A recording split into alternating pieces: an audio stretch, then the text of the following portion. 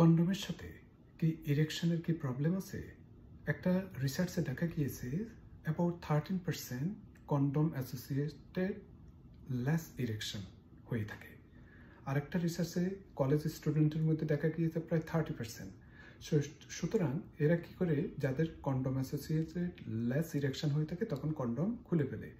এতে কি হয়? এতে প্রেগন্যান্সি হওয়ার সম্ভাবনা বেশি থাকে এবং এইডস, এইচআইভি সহ অনেক এসটিডি হওয়ার সম্ভাবনা বেশি থাকে।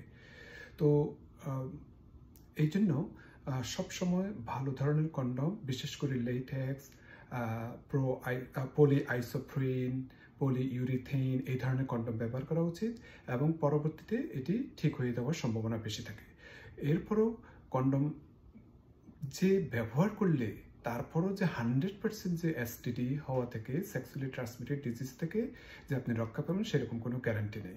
এই জন্য সবচেয়ে বেস্ট হচ্ছে যে কোনো ধরনের এক্সট্রা ম্যারিটাল অ্যাফেয়ার্স মিনস বিবাহ বহির্ভূত কোনো কিছু যাতে সেক্সুয়াল ইন্টারকোর্স না করে থাকেন।